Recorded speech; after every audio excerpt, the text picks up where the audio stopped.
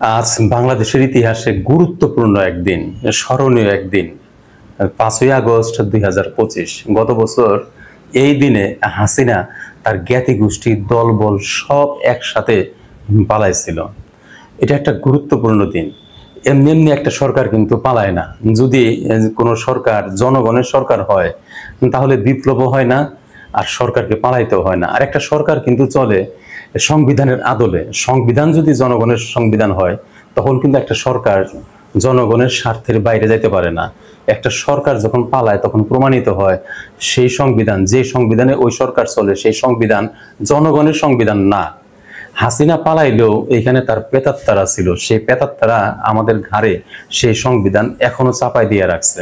এই সরকার, ডক্টর ইউনূসের সরকার, বিপ্লবের পরে কিন্তু বিপ্লবী সরকার হওয়ার কথা ছিল, কিন্তু হইতে পারে নাই। ওই হাসিনার প্রেতাত্মারা এই সরকারকে বিপ্লবী সরকার হইতে দেয় নাই। এই ছেলেপেলেরা বুঝতে পারছে যে দল গঠন করতে হবে, দল গঠন না করলে এই দেশকে উদ্ধার করতে পারবে না। তারা দল গঠন করছে এবং তারা কিন্তু 24 দফা দিচ্ছে। দফার ভিতরে কিন্তু প্রথমেই রাখছে, সবার উপরে 1 নম্বরে রাখছে নতুন সংবিধান। তারা জানে যে এই সংবিধান, 72-এর সংবিধান, এটা আমাদের সংবিধান না, এটা হলো মুজিবের সংবিধান, এটা হলো ইন্ডিয়ার সংবিধান।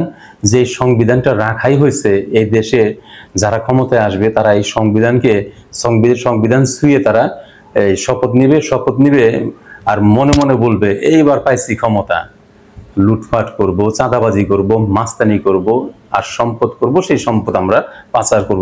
আমরা কিন্তু এটাই দেখছি 53 বছর, যে যখন ক্ষমতায় আসছে এই সংবিধানকে মাথায় নিয়ে তারা লুটপাট করছে এবং অর্থ পাচার করছে। সবচেয়ে বেশি করছে হাসিনা গত 15-16 বছরে। এটা প্রমাণিত যে এই সংবিধান আমাদের সংবিধান না, এই সংবিধান ইন্ডিয়ার সংবিধান, এই সংবিধান মুজিবের সংবিধান। মুজিবের প্রেতাত্মা এটা, হাসিনার প্রেতাত্মা এই সংবিধান। এই সংবিধান যদি থাকে তাহলে এই দেশ কখনো ভালো হইতে পারবে না। এই সংবিধান যতদিন থাকবে, যে সরকারই আসুক না কেন, সেই সরকারই লুটপাট করবে।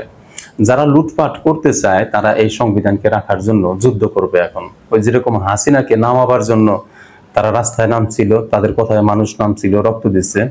এইবার এই দেশের স্বাধীনতার জন্য যে স্বাধীনতার যুদ্ধ শুরু হয়েছিল 71-এ, সেই স্বাধীনতা কিন্তু আমরা পাই নাই। আমরা কিন্তু মন খুলে কথা বলতে পারি নাই। যেই কথা বলছে এর আগে তাকে কিন্তু নির্যাতন সহ্য করতে হয়েছে, গুম হইতে হয়েছে, খুন হইতে হয়েছে। এই স্বাধীনতার জন্য আবার রাস্তায় নামতে হবে।